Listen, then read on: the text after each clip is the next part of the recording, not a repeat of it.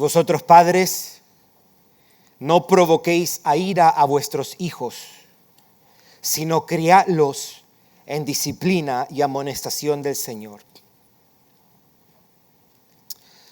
Desde la semana pasada hemos estado escuchando al Señor, mirando y ponderando las palabras de este corto versículo. Y habíamos dicho que íbamos a decir 6 cosas acerca de este pasaje. Avanzamos con 3 de ellas. Hoy día vamos a hacer 3 más para concluir. Habíamos dicho primeramente que la lección de vida o la lección más importante que los padres comunicamos no es ciencia, historia, geografía, matemática, sino que es confiar, conocer, temer y amar al Señor. Esa es la lección más importante que un padre tiene que enseñar y que un hijo tiene que aprender. Porque el texto nos dice en disciplina y amonestación del Señor o disciplina e instrucción del Señor.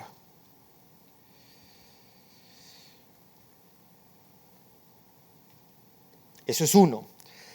2, lo segundo que dijimos es que, según este pasaje, esa enseñanza es llevada a cabo por los padres. Es decir, los padres somos los maestros de esa lección. No los gobiernos, no una escuela, no la iglesia como tal, y no los abuelos, por ejemplo. Esa responsabilidad recae sobre papá y sobre mamá. No dice aquí, y vosotros, pastores, no provoquen a ira a los hijos de sus ovejas, sino usted, no dice eso. No dice, y vosotros, diáconos, no provoquen a ira a los hijos de los miembros de la congregación. Dice, y vosotros, padres. Y número 3, lo que habíamos dicho de este pasaje, que esto requiere que somos en un sentido intencionales, deliberados, para provocar, iniciar conversaciones de carácter espiritual. No se puede hacer esto sin una cultura donde se hable de las cosas espirituales de manera natural y espontánea. Se requiere de nosotros que, y obviamente creo que el provecho mayor de esto lo puede tomar alguien que tiene hijos pequeños, porque si usted tiene hijos ya grandes y nunca lo ha hecho, bueno, usted necesita reconocer su error y decir, Señor, ayúdame. Ya mis hijos tienen 15, 16, 17 años y yo nunca he hecho esta clase de conversación, pero ayúdame a introducir y a fomentar una atmósfera en casa donde se pueda hablar de las cosas espirituales, donde se pueda hablar del estado del alma de nuestros hijos y poder escarbar y poder preguntar, hijo mío, ¿cómo te sientes? Si usted, por ejemplo, si usted sospecha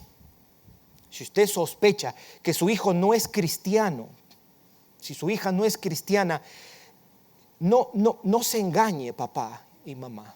No digan, mi hijo siempre ha estado en la iglesia. Eso no dice nada. Tu hijo puede estar 20 años en una iglesia y no ser un creyente. Ahora, si usted sospecha que su hijo o su hija no ha nacido de nuevo, ¿cómo usted lo sospecha? ¿Cómo usted sabe? Usted reconoce cuando un niño, cuando un jovencito, una jovencita teme y ama a Dios. Usted sabe, usted puede oler, discernir eso. Y si usted lo sospecha, usted necesita escarbar la mente y el corazón de sus hijos y preguntarles, hijo mío, yo te veo un poco indiferente a las cosas de Dios. Yo te veo que no eres atraído. ¿Qué tú piensas de esto? ¿Qué pasa? ¿Tú crees que tú has nacido de nuevo, hijo mío, hija mía? ¿Tú crees que si hoy día te mueres, tú te vas para el cielo, te vas para el infierno? Esa es la clase de conversación que un papá y una mamá tienen que tener con sus hijos. O si usted dice, no, pero mis hijos son cristianos, bueno, si usted los ve orar, o más bien, con una negligencia y descuido en las disciplinas espirituales, y usted lo ve deslumbrado y cautivado por el mundo, usted le puede señalar eso y preguntarle a sus hijos. Esa es la clase de conversaciones que nosotros tenemos que tener con nuestros hijos. Y poder abrir un espacio donde ellos puedan expresarse y puedan confesarte lo que ellos sienten, lo que ellos piensan. Un papá le debe hacer esas preguntas a sus hijos. No podemos criar a nuestros hijos en disciplina y amonestación del Señor sin esa clase de atmósfera y de comunicación. Y esto está más allá, esto está muy por encima de si tú viste eso en tu propia casa o si papá y mamá cultivaron eso. Porque quizá te cueste, quizá nunca viste eso en casa, quizá no creciste en un hogar donde la comunicación de gracia y una comunicación madura y responsable era lo que dominaba en tu familia. Y quizás tú adoptaste eso y eso lo has llevado a tu vida personal, matrimonial y familiar. Pero si ese es el caso, nosotros tenemos que pedirle a Dios y decirle, Señor, ayúdame porque esto es importante, pero es difícil para mí. Los padres tenemos que hablar con nuestros hijos. Tenemos que hablar con nuestros hijos. Podemos encerrarnos y decirle, ok, hijo mío, ¿por qué estás así? O decirle, hacerle preguntas difíciles. ¿Hay algo que tú estás viendo en mí? ¿Hay algo que no te está gustando? Te veo constantemente mencionando esto, te veo constantemente con una actitud de rebelión. ¿Por qué, hijo mío? ¿Por qué estás haciendo esto? No se puede criar en disciplina y amonestación del Señor sin esta clase de diálogos, mis hermanos.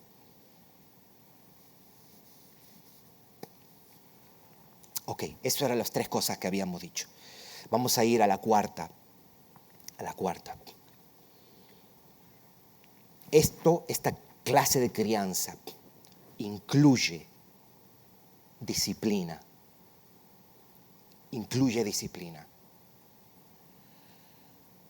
Requiere, cuando sea necesario, el castigo e incluso el uso de la vara.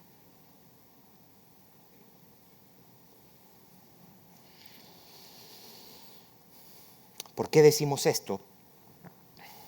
Tanto este punto como el siguiente, voy a abundar en una palabra que utiliza Pablo. Pablo utiliza la palabra paideia.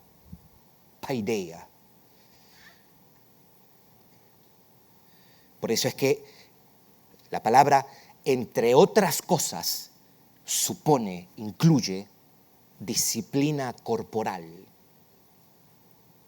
Es una palabra usada en Hebreos 12, por ejemplo, versículos 5 al 7, para explicar que Dios, como un padre, castiga a sus hijos.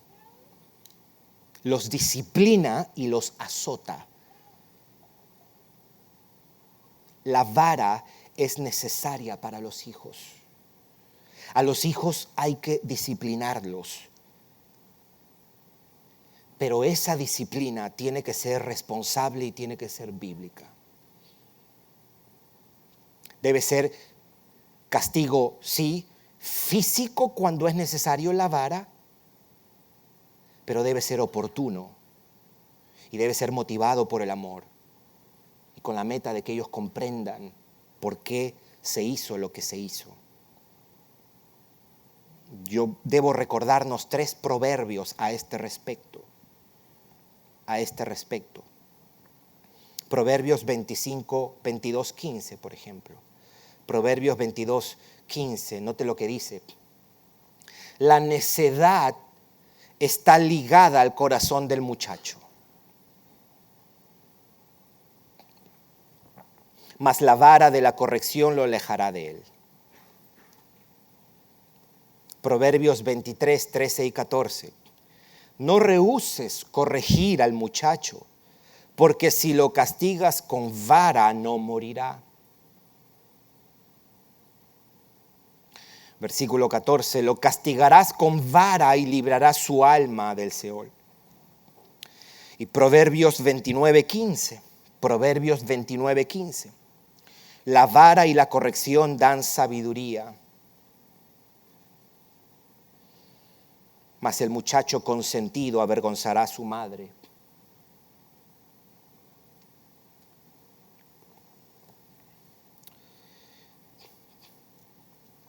Obviamente la manera como aplicamos esto difiere, depende de la edad del niño. Mientras más pequeños es mejor, mientras más grande ya requiere un tipo de disciplina que sea más sabia, en el sentido de que a un adolescente que nunca se le ha dado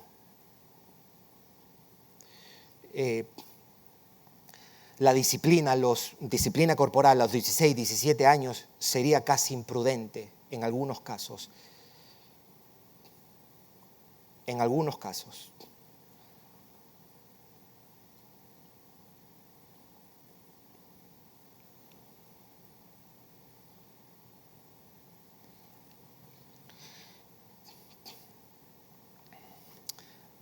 Mi papá nos contaba que la última vez que su papá, mi abuelo, le dio, era un hombre de 20 y pico de años. Ya era un hombre de 20 y pico de años. Y le dio, ¿verdad, papá?, una cachetada.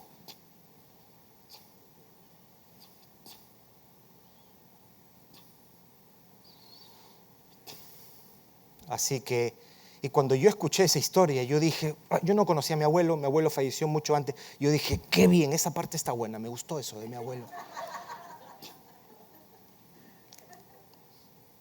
Y mi papá no se levantó, se quedó sentado en su cama. El mundo ha cambiado, la Biblia no ha cambiado, mis hermanos. La Biblia no ha cambiado. Nos hace mucho bien la disciplina. Ahora, hay niños, y usted sabe esto, hay niños, hay niñas, que con solamente una vez que usted lo diga, usted le dé santo remedio. La próxima es una mirada solamente. Hay algunos que con solamente, es más, hay algunos que ni siquiera hay que darle un grito fuerte con autoridad bíblica, ellos tiemblan. Y de repente no hay más necesidad. Hay otros que tienen una voluntad un poquito más férrea. Y a esos hay que, si usted está en un lugar, aquí por ejemplo, y su hijo o su hija se portan mal y no escuchan, usted lo lleva al baño. Y ahí usted lo disciplina.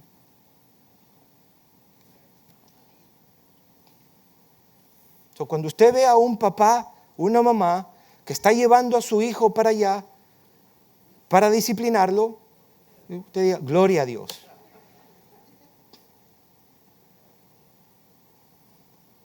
A los hijos hay que darles la vara, mis hermanos. Hay unos que no aprenden a menos que reciban golpe. Y usted les da, usted los abraza, los ama y usted ora a Dios. Usted le da, usted lo abraza, le da un beso y usted ora a Dios. Después de la disciplina, no les deje de hablar. No les deje de hablar. No marque una distancia. Estoy molesto contigo. No, Usted disciplina y usted muestra el amor de Dios. ¿Por qué? Porque eso es lo que Dios hace con nosotros. Cuando estamos mal, nos disciplina y nos sigue amando.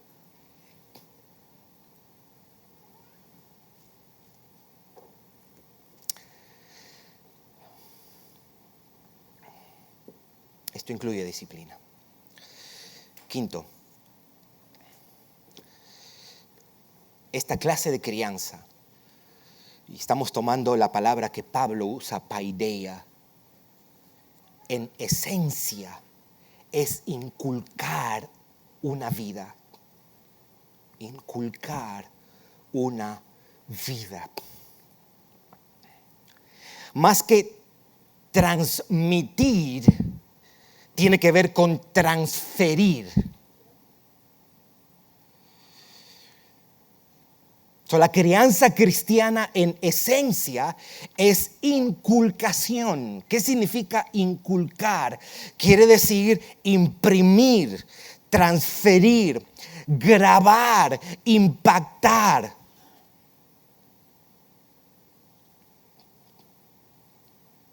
Esta clase de crianza se hace inculcando una forma de ver la vida, una forma o implantando una forma de sentir la vida y en consecuencia transfiriendo una forma de vida.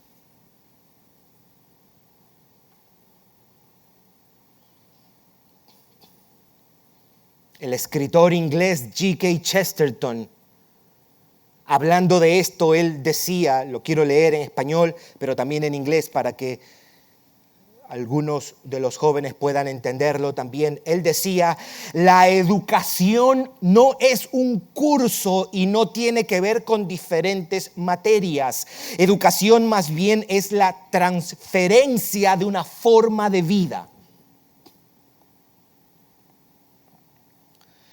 Education is not a subject and does not deal in subjects. It is instead a transfer of a way of life. Education is not a subject and does not deal in subjects. It is instead a transfer of a way of life. El término que Pablo usa era usado por los griegos para describir el proceso y las formas de educar a otro individuo. Significa transferencia de una cultura. Transferencia de una cultura, transferencia de una forma de vida, transferencia de ideas, de aspiraciones, de actitudes, de disposiciones, una transferencia de afectos, de emociones, la transferencia de un aprecio por la verdad, por lo bueno y por lo hermoso.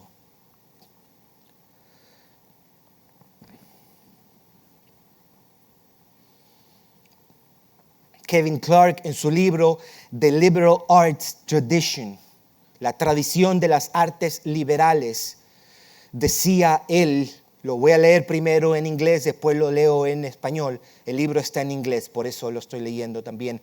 Dice, an education that was true paideia meant not just passing along ideas, but enculturation. Passing along the entire culture. What culture was being passed along? It was the culture of the church, which sought to cultivate piety, virtue, and wisdom as the students would grow in the grace of Christ. En español lo dice, una educación que fuera verdadera paideia, significaba no solo transmisión de ideas, sino enculturación, si podemos traducirlo en español así. Transmisión de toda la cultura.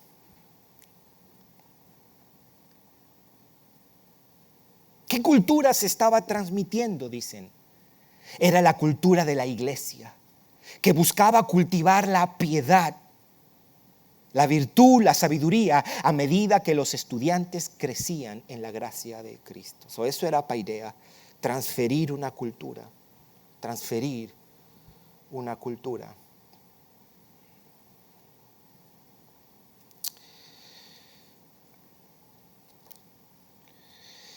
Si usted es peruano y sus hijos nacieron aquí, más que enseñarles a amar Perú, enséñeles a amar a Cristo y a la iglesia.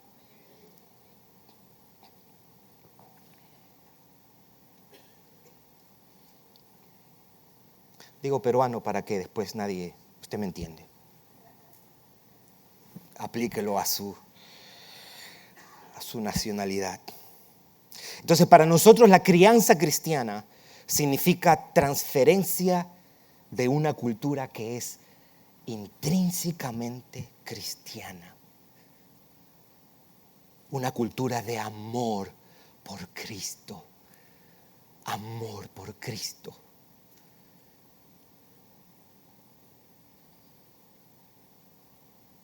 Más que modales, más que buena educación, más que el respeto a los mayores, y todo eso es importante. Pero por encima de eso, la crianza cristiana es transferir una clase de vida en la que el motor es el amor por Cristo y la gloria de Dios.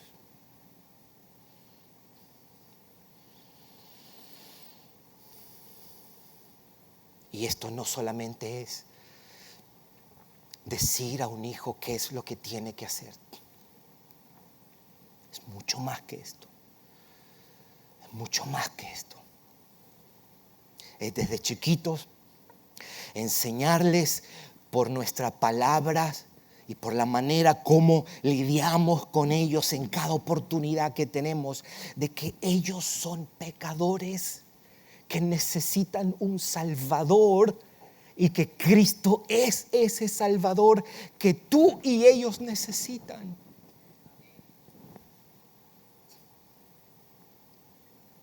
Y mostrarles que el Dios de la Biblia es un Dios santo, justo, pero también es un Dios de misericordia. Es un Dios que tiene paciencia con nosotros. Es un Dios que tiene gracia con nosotros. No es un permisivo del pecado. No, Dios no es permisivo con el pecado, pero es un Dios que lidia con el pecado y también nos muestra gracia, condescendencia, bondad, misericordia. Cristo es la mejor persona en la existencia y tienes que mostrarle eso a tus hijos, que no hay nadie mejor que Jesucristo,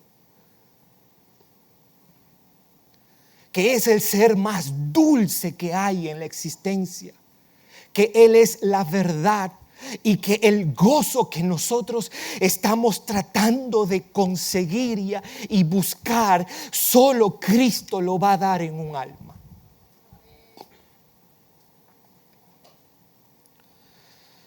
Jovencito, jovencita, adolescente, niño, niña. Si tú consideras que papá y mamá no han hecho bien su trabajo, eso no remueve una realidad. Que tú eres un pecador o una pecadora y que Cristo es tu única esperanza y que no hay nadie mejor que Jesucristo. Que tus padres hayan sido los peores publicistas y comerciales de Cristo no desdice la gloria que nosotros encontramos solo en Cristo Jesús. Nadie te va a amar como Jesucristo. Nadie te va a amar como Jesucristo. Hace un tiempo atrás,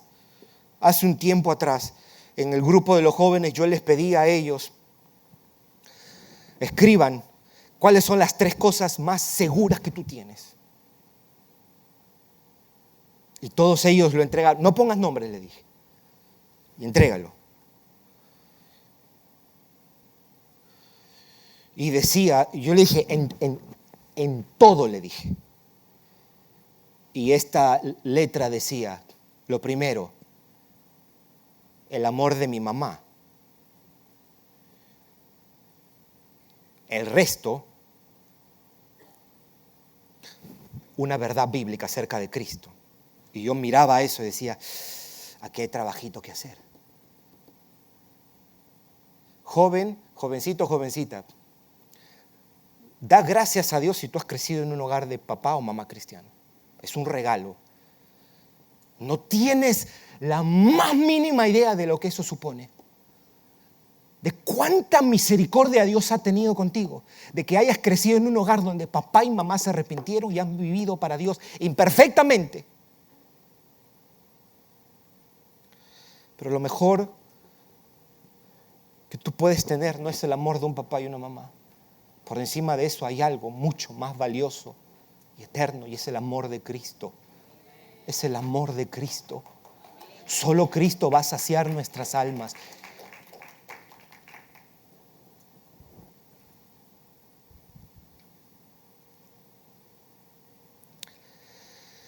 Que Dios nos ayude, mis hermanos. Que Dios nos ayude, porque aquí estamos ante un encargo que es mucho más que solamente enseñar a tus hijos modales, manners, educación. Esto es transferir una vida. Tú vas a transferir lo que tú amas.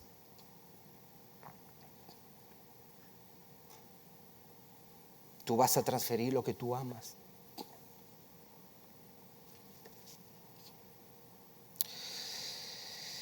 Cuando un papá y una mamá están enteramente gozosos y entregados a Cristo, es una bendición para esos hijos.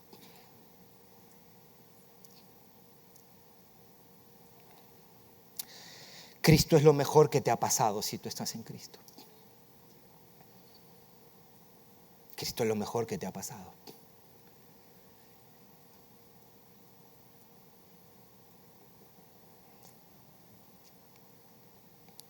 Por eso decimos que es una transferencia de ideas cristianas y amor por esas ideas.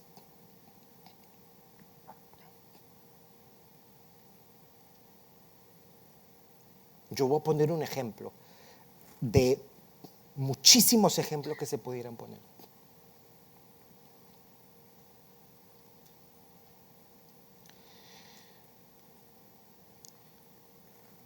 Cuando nosotros reconocemos que estamos viviendo en una sociedad hipersexualizada,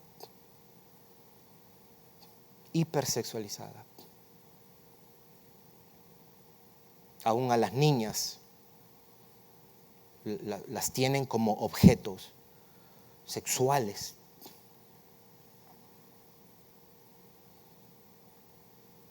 Asco nos da a los cristianos ver a una niña en un comercial bailando reggaetón y mostrando sus cuerpos y mostrando el ombligo. Y más triste da cuando uno lo ve en la iglesia. Padres que no velan por cómo se visten sus hijas. Eso habla de usted, papá, mamá. Y usted tiene que poder decir, no vamos para la iglesia, suba, cámbiese y después vamos. Pudor, modestia. Vamos a reflejar la santidad de Cristo aún en la manera como nos vestimos. El mundo que se vista como quiera, pero nosotros aquí somos una contracultura aún en la manera como nos vestimos. Jovencita, la belleza verdadera es la belleza del alma. No te engañes.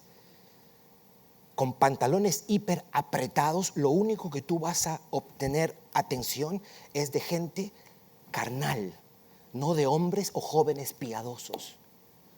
El hombre piadoso no quiere eso. El hombre piadoso quiere una mujer santa y que lo ayude a servir y amar a Dios. No te engañes con eso.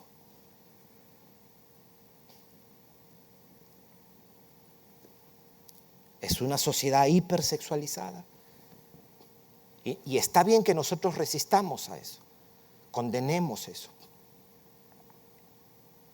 Pero cuando nosotros hablamos del sexo y nuestra visión del sexo, como ese don que Dios nos ha dado a los hombres para ser practicado y disfrutado en el contexto de una unión exclusiva y permanente llamada el vínculo del matrimonio.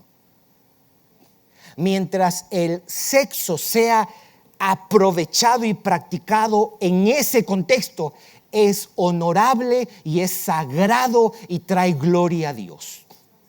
Fuera de eso es un desafío a la sabiduría y a la bondad de Dios. Ahora bien, los padres, y cuando digo padres me estoy refiriendo como la Biblia lo hace, encajando a papá y a mamá. No podemos criticar con justicia la inmoralidad sexual de Cardi B, de Bad Bunny y de las películas, de toda esa porquería que hoy día muchos jóvenes consumen. Si nuestro matrimonio, por ejemplo, no honra la verdad de Dios respecto a eso, estoy siendo contradictorio. Nosotros creemos en el diseño de Dios, en el diseño de que Dios crea al hombre y lo hace cabeza, líder, protector de su mujer. Y la mujer, Dios crea a la mujer de tal manera con ciertas disposiciones, porque ella va a ser mamá, ella tiene una disposición a la ternura, a la sensibilidad, por una razón, porque ella va a llevar en su vientre un bebé y ella está llamada a la sujeción. Si nosotros criticamos al mundo, su inmoralidad, ideología de género, y somos los primeros protestantes de eso, pero en casa no estoy modelando y mostrando de que la verdad acerca de lo que es ser hombre y mujer, no lo estoy encarnando y celebrando, yo estoy mandando a mixed message, un mensaje mezclado. Porque no solamente yo debo decir que el hombre es cabeza y la mujer está llamada a la sujeción. Yo debo decirlo, pero también debo encarnarlo. Y debo encarnarlo de tal manera que celebro y digo, esto lo hago porque esto es bueno, porque esto es verdad, esto es hermoso.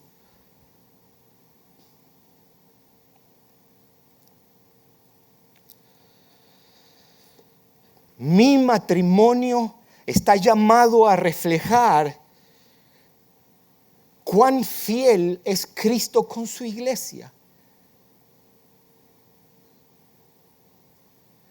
Ni mi esposa puede desafiar mi autoridad, ni yo puedo abusar como cabeza de ella. ¿Por qué? Porque si lo hacemos, estamos diciendo algo que no es cierto acerca de Cristo.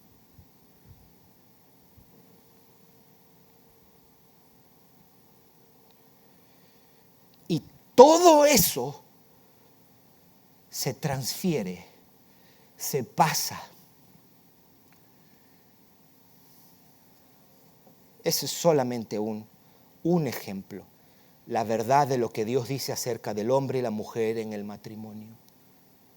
Y por cuanto entendemos eso y por cuanto Cristo es valioso para mí, suficiente para mí, glorioso para mi alma, entonces yo voy a honrar lo que Él dice de su palabra respecto a esta relación.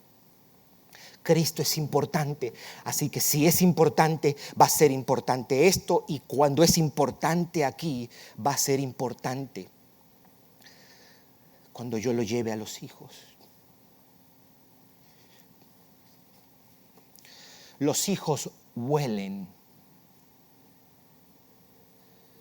cuando papá no está siendo líder en casa y cuando mamá rehúsa la sujeción sabia, afable y apacible.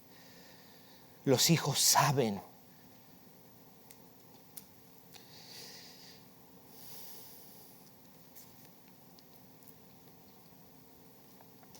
En esencia, esto tiene que ver con inculcar una vida, un aprecio por Cristo, un amor por Cristo, un amor por la verdad de todo lo que es Cristo para nosotros. Es transferencia de aspiraciones, de actitudes, de disposiciones, de afectos, emociones que atesoran y anhelan a Cristo por encima de todas las cosas. lo mejor que le podemos dar a nuestros hijos es mostrarle que amar a Cristo es lo más precioso. No hay vida más preciosa que amar a Cristo, que vivir para Cristo. Cristo sacia verdaderamente el alma de su pueblo. Y eso necesitamos comunicarlo. El último punto es más una implicación del texto, no tanto una observación al texto. Y es lo que he venido diciendo. Esta clase de educación requiere la piedad de papá y mamá. Porque si el texto nos dice, criadlos en disciplina y amonestación del Señor, entonces nosotros debemos ser los primeros que estamos sometidos al Señor, sirviendo al Señor y amando al Señor. No podemos enseñar la piedad a los hijos si no modelamos la piedad. No enseñaremos el temor al Señor si nuestra vida no modela el temor al Señor. No podemos criar hijos para que amen al Señor si nuestra vida no se caracteriza por el amor al Señor. Así que cuando hablamos de instrucción cristiana de nuestros hijos, en esencia estamos hablando de los padres, de la clase de persona que estamos llamados a ser, la clase de creyente que estamos llamados a ser, de las prioridades que estamos llamados a tener, de la clase de gozo y deleite que nos despierta Cristo. Y eso es lo que damos a nuestros hijos, mis hermanos.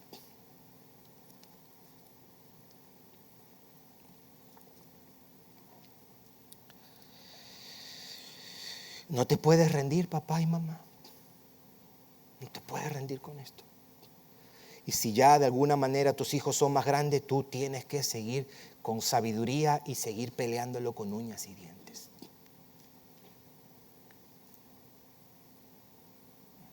Vivan o no vivan en casa, procura ser influencia para ellos. No dejes de orar por ellos todos los días. Ora para la salvación de su alma. Ora para que te conozcan y te teman, oh Señor. Ora por ellos. Ora por ti, que te ayude a mostrar a Cristo y no ser tropiezo. La estadística que dice que de 10 niños que se criaron en la iglesia, 7 se irán de la iglesia a la edad de 17 años. Y una de las razones, una de ellas es cuán avergonzados se sienten cuando llegan a la universidad y no conocen su fe y no pueden defender su fe. Porque el maestro y sus compañeros los bombardean y ellos no, porque papá y mamá o ellos mismos no se encargaron de conocer su fe, y viene un argumento acá, el otro argumento acá, y se sienten desprotegidos, indefensos, se avergüenzan y se distancian del cristianismo. Pero la otra es por la falta de consistencia, dice, de ver una persona en la iglesia y otra cosa en la casa. De ver una cosa en la iglesia y otra cosa en la casa. Así que hay trabajo que hacer, mis hermanos. Hay trabajo que hacer. Y como decía la semana pasada, aquellos que todavía tienen hijos pequeños, tú vas a reproducir lo que tú eres ahora. No puedes decir, bueno, cuando ya sea más grandecito me pongo en serio con las cosas de Dios. Tú no tienes esa garantía. Tú no tienes esa garantía de que en 3 años tú vayas a seguir permaneciendo como cristiano. Usted sabe que usted necesita de la gracia de Dios a cada hora, si no, usted no fuese cristiano. Entonces, ¿qué nos hace pensar que puedo proyectar? No, ahora soy esto, mis niños están pequeños todavía. El tiempo pasa muy rápido y nosotros tenemos una razón mucho más importante para venir delante de Dios y humillarnos, y es su gloria y la educación de nuestros hijos.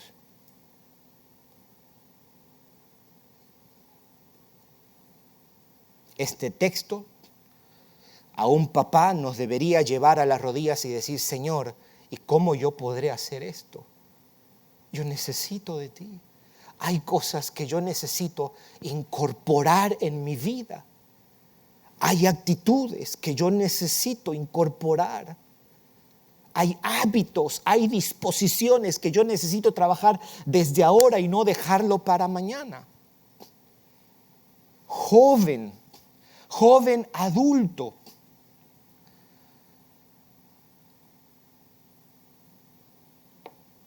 Es hoy que necesitas ponerte a cuentas con Dios y decirle, ayúdame, porque yo necesito ser el hombre y la mujer que tú me has llamado, y yo no tengo que esperar 10, 15 años, es ahora, es ahora.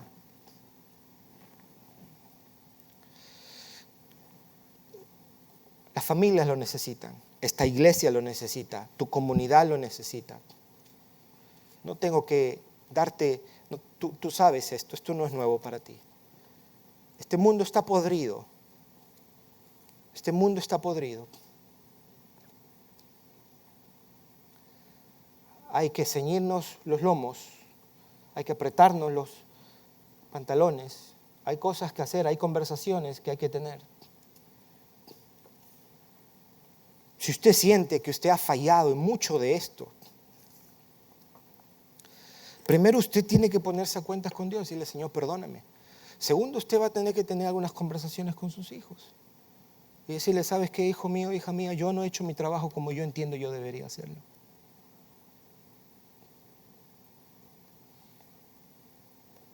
Yo sé, esto se da. En toda iglesia, los cristianos sabemos que nunca podemos decir, ya, yo hice bien eso. En el momento que esa sea la actitud de nuestro corazón, en ese momento estamos pecando de orgullo. De orgullo. Aquí hay una revisión para todos nosotros, mis hermanos. Aquí hay una revisión, un llamado a revisarnos todos nosotros, desde el más pequeño hasta el más grande.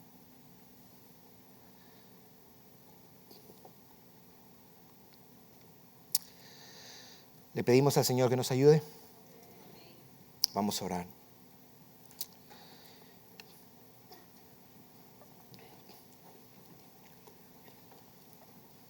Padre, gracias te damos por tu palabra.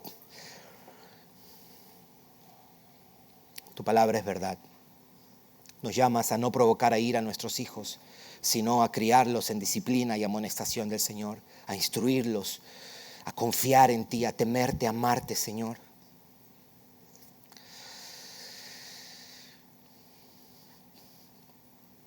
Y también, como toda nuestra vida, no siempre vivimos a la altura de esto.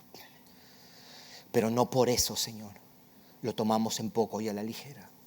Porque lo que está en juego es mucho. Lo que está en juego es mucho, Señor. Danos corazones humildes que reconozcan nuestras torpezas, nuestra imperfección, nuestra negligencia, y que podamos abrazar la gracia que hay en Cristo y abrazar la esperanza que hay en Él. Ayúdanos, oh Señor. Ayuda a papá y a mamá.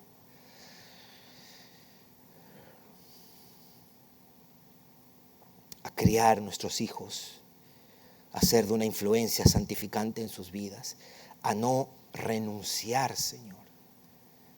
Porque si no te conocen hasta el último día de sus vidas o de nuestras vidas, tenemos esperanza, Señor.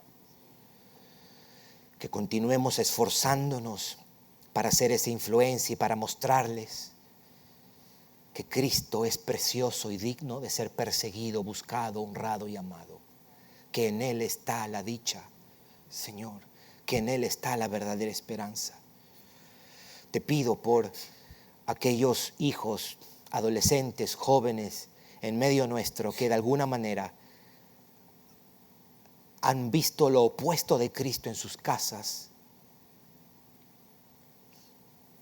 Yo te pido que, lejos de tener una actitud hipercrítica y desafiante, que ellos se pongan delante de ti y que ellos también se humillen delante de ti. Y que si ellos también han sido rebeldes para contigo y para con sus padres, que ellos también se humillen, Señor. Oh Padre, ayúdanos como iglesia.